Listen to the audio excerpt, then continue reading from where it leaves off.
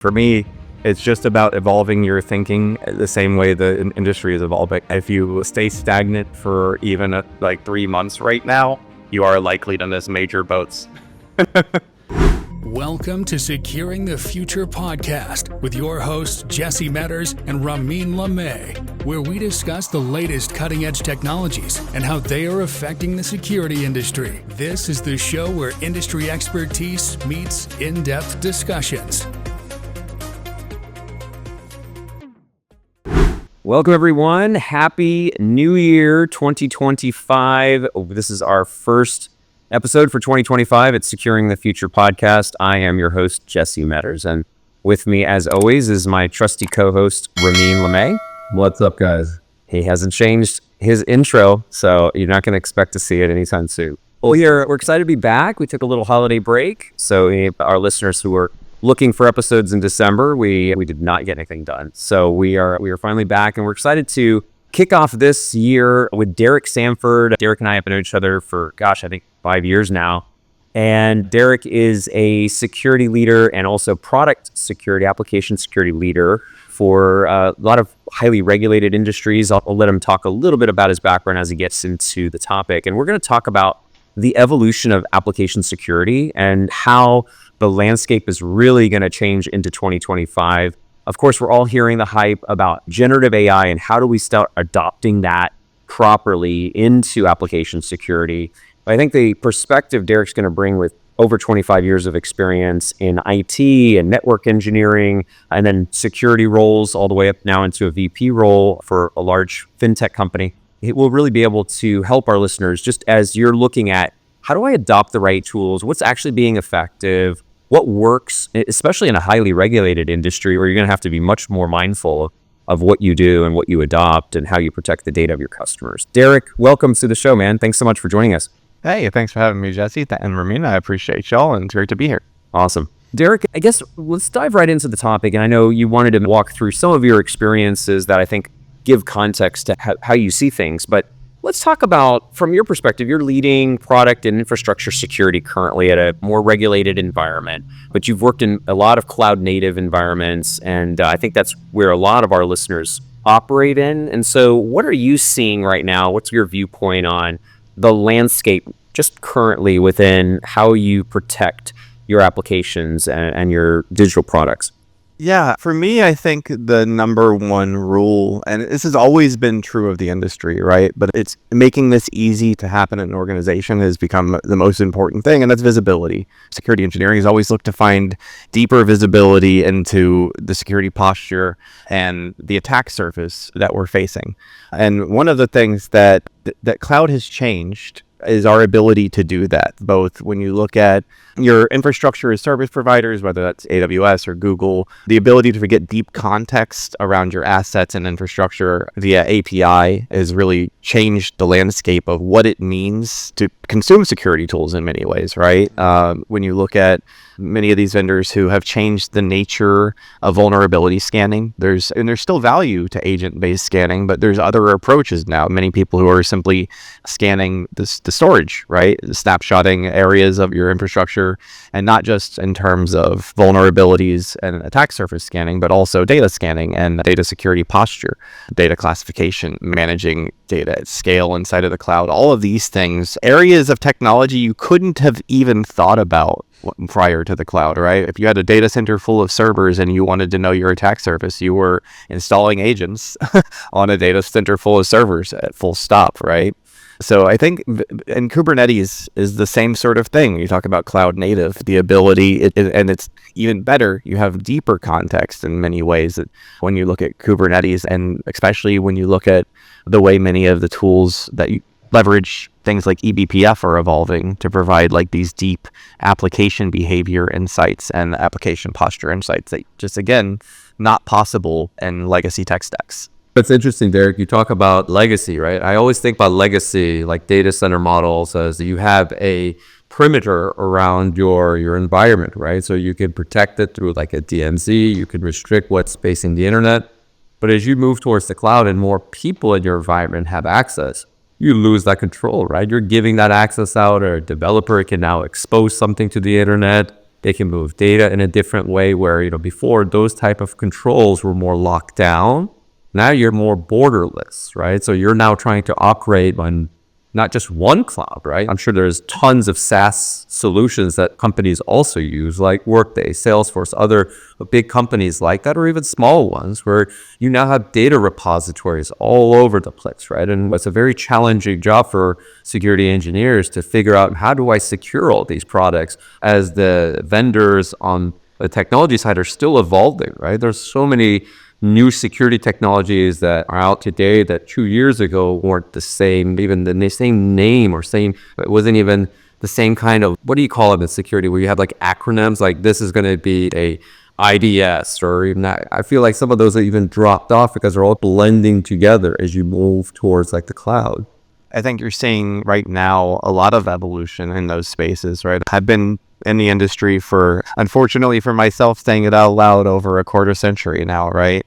And we have watched these like security models just fundamentally change. You mentioned perimeter-based security, right? Trust-based security. The entire industry, or at least I would say anybody who is keeping up with trends and trying to evolve, has since pivoting or pivoted to a zero trust security model, right? It's really only the biggest players who have, you could say, have afforded to pivot, the pivoted past tense. But everybody in the industry is trending in that direction of eliminating trust boundaries as a concept in security, right? There's a lot of zero trust. To me, is funny. It's in many ways, it's a trend in the industry. But for those of us who've been around a long time and have been preaching this a long time, we really just, I think of it's amusing to watch the rebranding of least privilege with a flashier, more consumable, executive friendly term actually take traction, right? Because that's all zero trust is, least privilege writ large. Well, the principle, right? Yep. And it's interesting, right? Because all it did is, to me, zero trust just called into question security mantras that had become not questioned by the industry, right? You had a DMZ, and that was just a thing you had. And sure, of course it had no security controls. It's the DMZ, right? And I'm not saying no. Of course, many people had an IDS in front, and it was just a more open place. But now the whole mentality of anything not being as secure as anything else is starting to really become passe. Yeah. Let me ask you, as a practitioner today, right, in 2025, where do you prioritize for your controls, your investments? Are you more focused now on like the product, the data? Like, where do you guys see that trend going? I think for me, a lot of what we're going to be seeing is about context, about, yes, having application context to what you're doing. Now, for some people, currently that has meant building out an ASPM, and that is an evolution. For a long time, it was this wall of tools with really no consolidation. You're just feeding walls of really varying levels of signal and noise to engineering teams about what issues are in their products, and to varying degrees of success, depending on the level of noise you generate, is about the level of friction that you tend to have with other engineering leaders. And so watching that, managing that, tuning that has always been a journey, and delivering the results to the right people, all right? And a lot of this building context, it's at every level, right? What are the findings that I have, and who are the actual owners of those findings, and how do those findings tie together to some existing business concept? One of the things I think security doesn't do often enough is strive to meet the business where it's at. I think some of the newer waves of tools are trying to help do that, right? When you look at, again, the ASPM market, and you just kind of ASPM and remediation platforms, whichever you want to call them. I feel, again, we talked earlier about acronyms colliding, and I think that's one of them. Is remediation platforms and ASPMs being a different thing, kind of silly, and that has been a converging model. Same with asset management and remediation platforms and ASPM. There's all these things that existed in silos in Gartner, and every one of the vendors is doing something better than others in some ways because of where they came from in those bubbles. That's an area that's converging rapidly. And the same around when you talk about CSPM, right?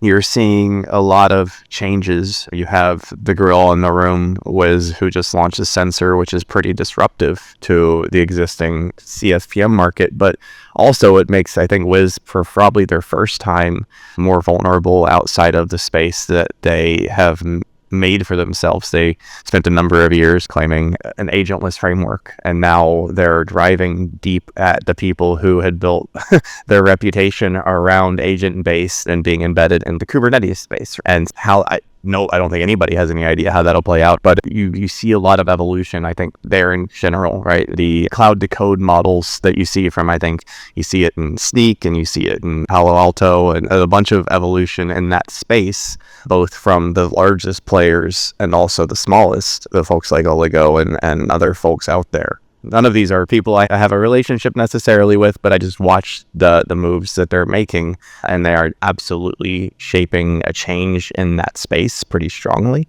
The cloud security posture area, ASPM area, I think, again, those are areas that probably should never have been diverged. That's another area of collision I actively see happening.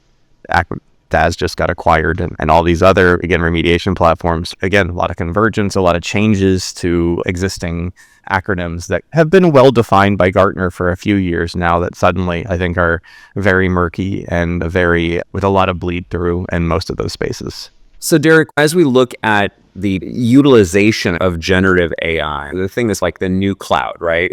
How do we adopt it? What's effective? Let's concentrate a little bit on your world of application and product security.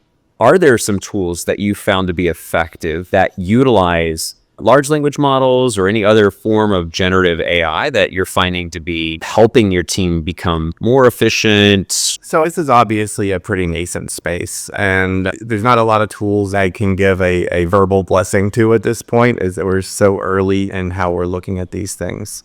What I will say is that, one, there's a lot of things to look at when you're looking at, it's easier to, I think, talk about the enablement of AI more broadly and how you get to a place where you can use these things, right? You mentioned being in a regulated environment. One of the things you have to be very considerate about is what data am I sending to this LLM, and how can I use things that are safe, right? Understanding the data storage model and the general infrastructure security practices of whoever is hosting your LLMs is going to be paramount, right? And that to me is one of the kind of problems or trade-offs that you're having right now, is a lot of the major LLM companies are very small and relatively immature in terms of time, right?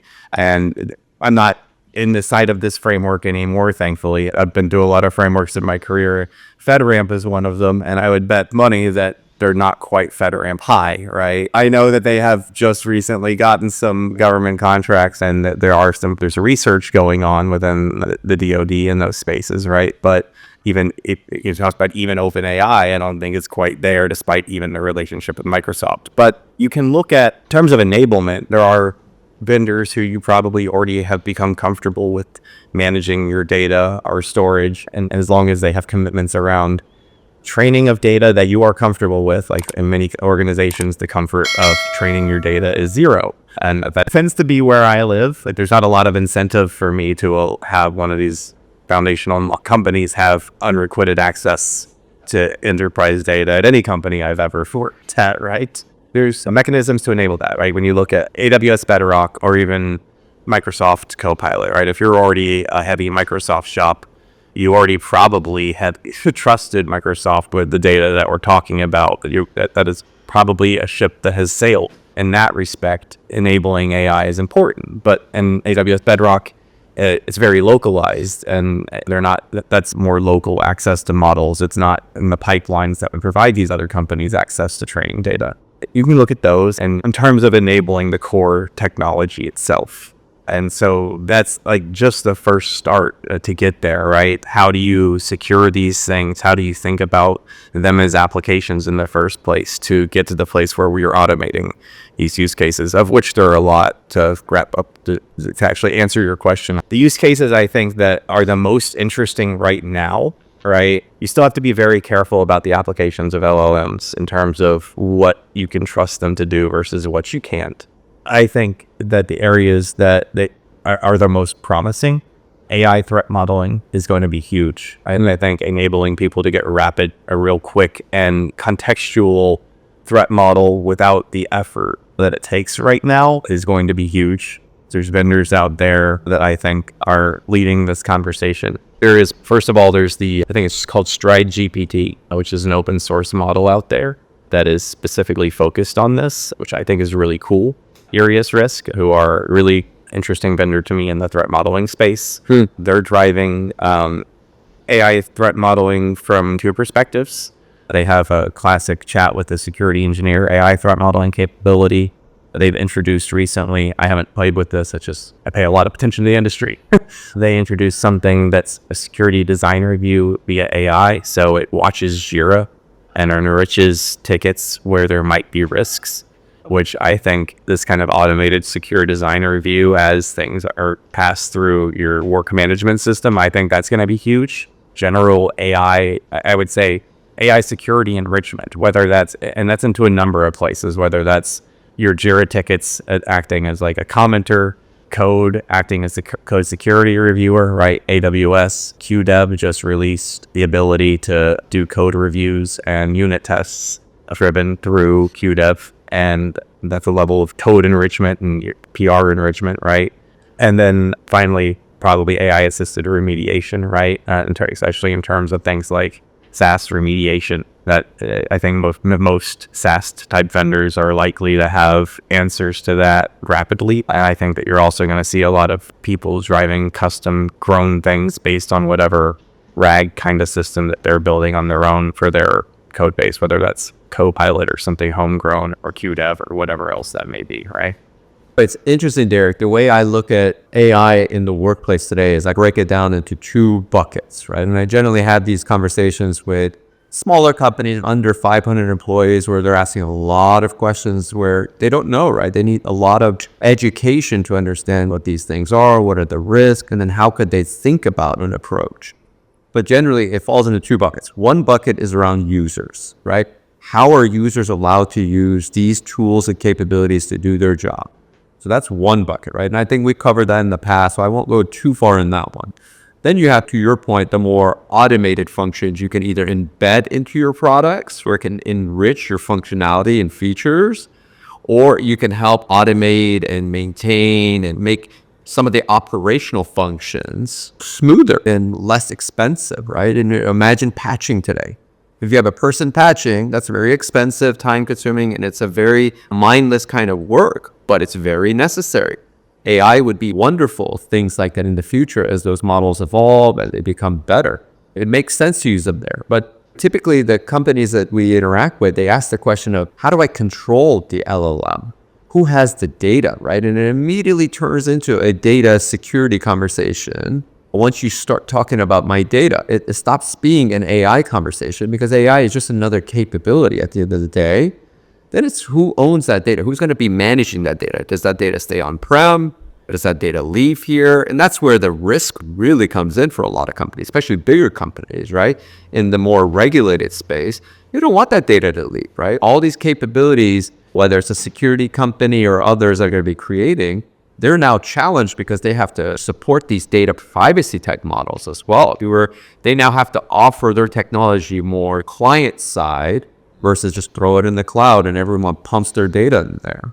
Those are some of the obstacles and challenges. It's fascinating to think about all the use cases you can solve with AI. I come from a payments background and I've worked with payment clients or financial clients as well in the recent past as well. And a lot of them want to use it around like fraud monitoring, where you don't necessarily need to put sensitive data into your model. You can put more trending data, right? Where it's higher level, where you're not putting credit card numbers, but you're putting transaction amounts, transaction dates, some of those type of things. And then you're making calculations and risk type of scoring based on that, right? So I would say it's a really challenging area. And I think in your shoes, you're constantly challenged because not only is the capability changing, new companies are popping up, but then you also have to figure out what's that right balance for your company with the features and the security you can wrap around it.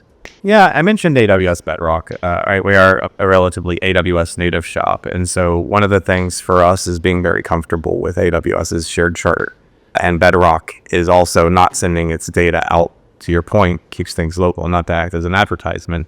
There are a lot of other model frameworks that do this or that don't train on your data explicitly. It just depends on how you're consuming them, right? And interestingly, I think that you're seeing a trend where the open source models are showing a trend towards capabilities that are on par with the large models, even at smaller models. The most recent release of Llama 3.3, like the 70 billion variant, being competitive with the 450 billion parameter variant is, I think, an indication of the trend of the industry. Not that the super large foundational models are going anywhere, but at a certain point, many of these are going to reach a good enough for some of the use cases that we're talking about, where you're not talking about advanced code or advanced reasoning capabilities, but rather more sophisticated natural language processing than we've had available to us in the past. Do you think about where you need AI? And this is, I think, another big question that people should be asking themselves.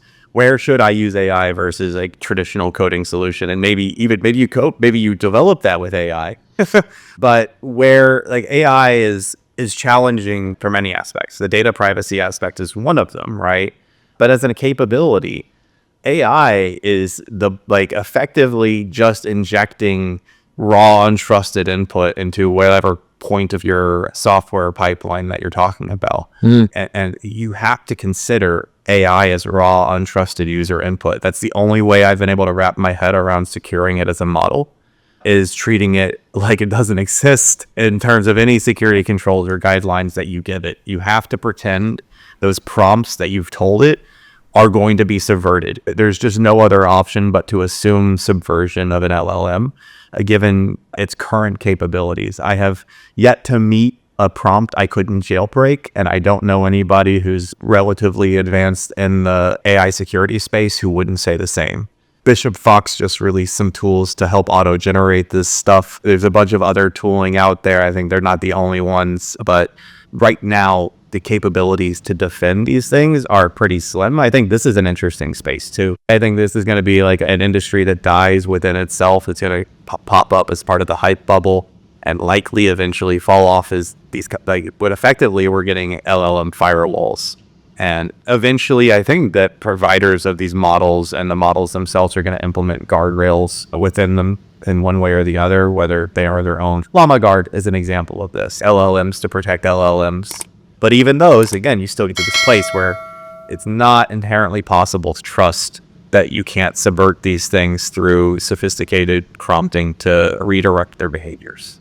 Very interesting insights, Derek. I haven't heard anybody think of it that way. And actually, I liked the way you were talking about how to approach the data coming in from an LLM. I thought that was a great shift in mindset, and hopefully a lot of security leaders pick up on that from hearing your perspective. I also really like the LLM firewall concept, right? Because, firewalls have been around for a long time. They're very robust today, right? They're not sexy like they used to be when the next gen firewalls came out, but imagine that concept, right? Where you're regulating or you're controlling at like that kind of level, right? Where you can open yourself up to different LLMs, so you have to go through my firewall. And that's how I can control my data. That's how I can control what you're doing going in and out of my environment or with my data. So I really like that concept. I haven't heard that one before either. The other way I refer to it jokingly, but not jokingly. Some friends of mine who have been watching this space for a while talk about this a lot. We nanny LLMs, right? One of the ways to protect them is to have, first, from a security perspective, you really want to be looking at the input coming in and protecting it. But you also need to be looking at the input coming out, because that model can be subverted, especially when you're using things like, and more modern agentic concepts like functions and tool access. Once you're starting to provide API access to these LLMs, you really have to start thinking about, in the same way that you used to think about, I've got SQL and these systems are using SQL. Now I really should have parameterized queries and not just broad access to SQL. Whatever's on the other side, I actually really, in context, the SQL concept is very similar to how I think about LLMs in some ways. Is that you can subvert, you can get remote code execution out of SQL. You can do a lot of things that are dangerous if your input is untrusted, or if you are blindly trusting the application that's upstream even, right? You don't want to do that either. That's one of the reasons we have parameterized queries, is so people can't do dumb things. And it's the same thing. The level of access you're giving this LLM and the APIs, how you're structuring the functions it's able to call, all of those things, considering how it does them and treating it as untrusted, gives you a way to watch it. So you want to be watching input and output, and many LLMs are an approach that gets you there, but because they're still untrusted input, they can't be the only approach. So just having, again, but treating it like the parameterized queries, some functions that are limited in scope to what you can ever expose to the LLM is very important, because attackers are creative and they will subvert this. So we went years and years without SSRF being a major industry problem, and then Capital One happened, and then that was the only problem. And that's not a discredit to them. Amazing job on that response and the transparency with the industry that let us become aware of how prevalent those attacks were about to become in the industry, right? It's fascinating, and it's years and years ago now, and now it's just a no-brainer that you can't just think about a web application firewall or a firewall on the edge being the control, because you have to assume that control can be subverted too. Yeah. Derek, one other thing I definitely wanted to cover before we wrap up, we talked about, it's less technical, but it's the security champions, right? We talked about this offline. This is a concept that we've also talked about with some of our other guests. It's something that comes from my background as well, and it's something that I preach, honestly, to most of the companies we engage in, because no one has 10,000 security resources to throw at the problems of security in an organization. I'd love to hear, just from your experience, the value in a security champions program. What is it? What worked? What doesn't work?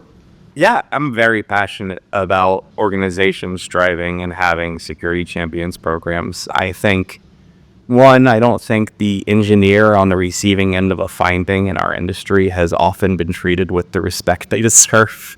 And I say that having been on the receiving end, right? Having spent so many years in my career. I didn't even get into the whole where I come from thing. We just dove in. But 15 years of my career was engineering focus. While I was often the security guy in the room, a lot of it was as on the other side of a security team.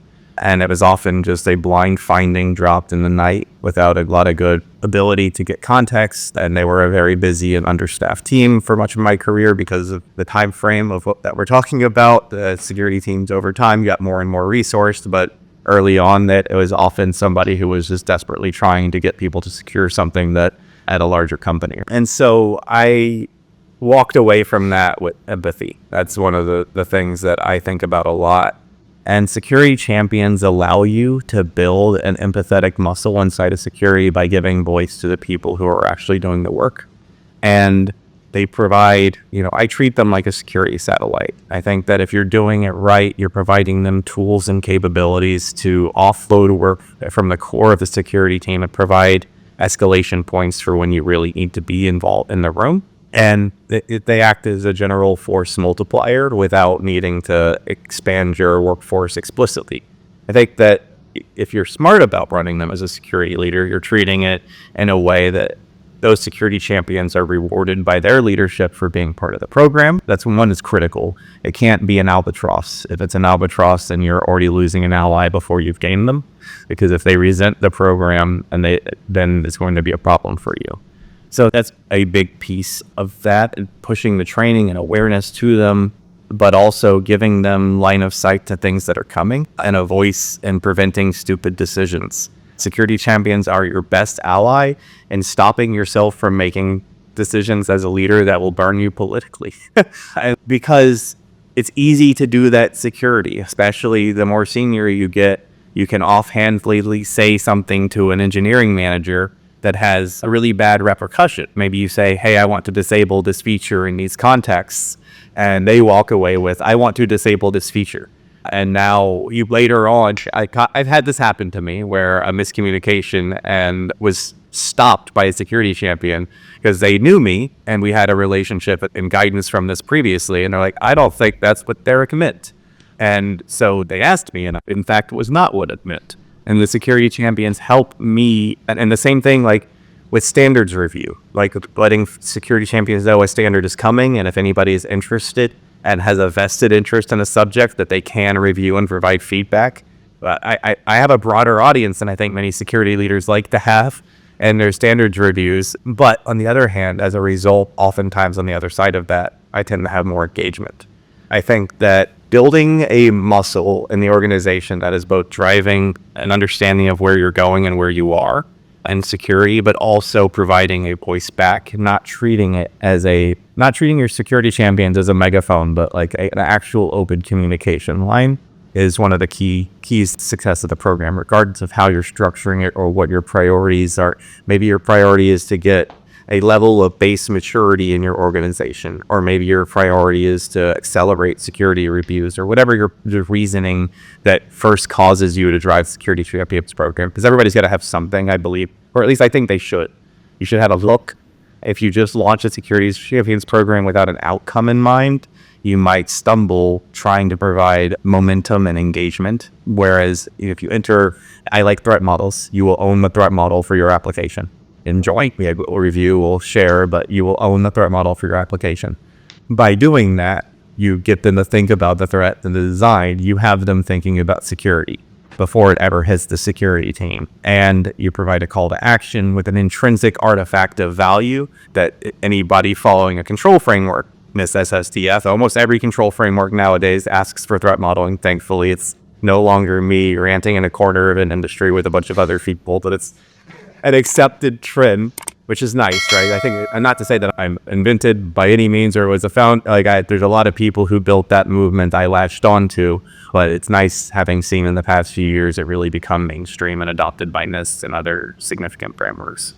Just to recap what I heard from you, just to summarize it, and it goes back to the older mentality approach, right? Older security programs. I remember when I first joined, actually took on my first job in security. I remember the security group would do vulnerability scans, for example, and then just send that spreadsheet via email to the engineering team and say, have it patched by 30 days. That's what our policy says, right? And to your point, as you described the champion program, you're changing the engagement model, right? You're not using tech, you're changing how you engage people. Right. You get more buy-in when you ask for feedback, when you let them ask questions, and you can be supportive, right? So that's always a multiplier. Anytime I interact with a company today and I see they have bad hygiene, I never say go hire 10 more security resources so they can all tell everyone what to do. It's more, how do you bake security into the culture, right? And that all comes with how you engage them, right? And how you build those relationships and create that feedback loop, to your point.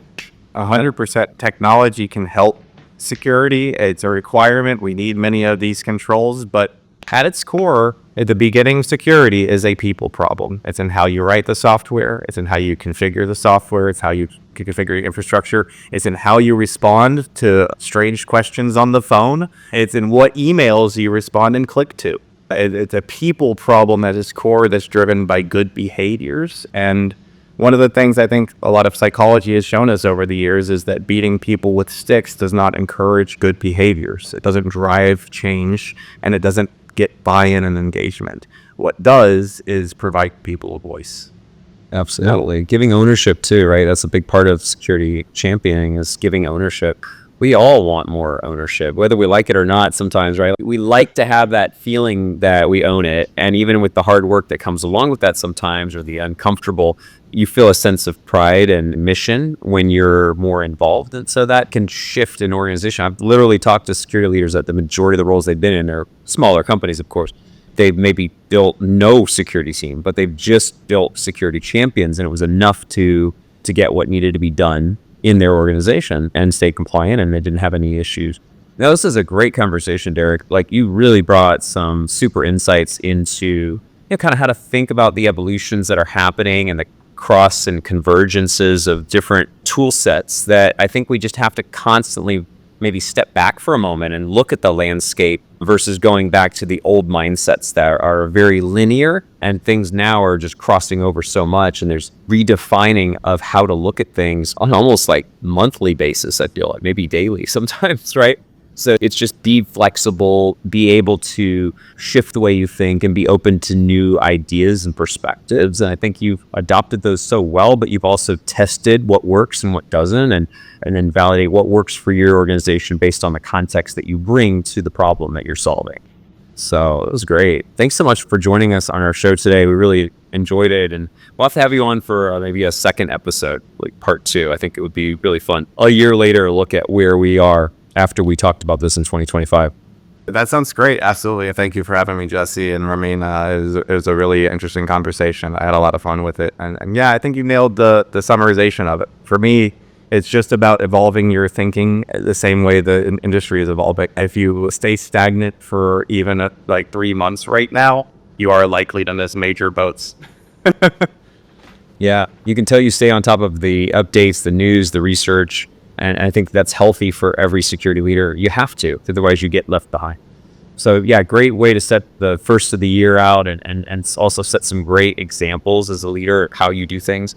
So really hope this helps our audience and just continue to, as a community, secure the future together. So have a great rest of your day. Thanks all for listening.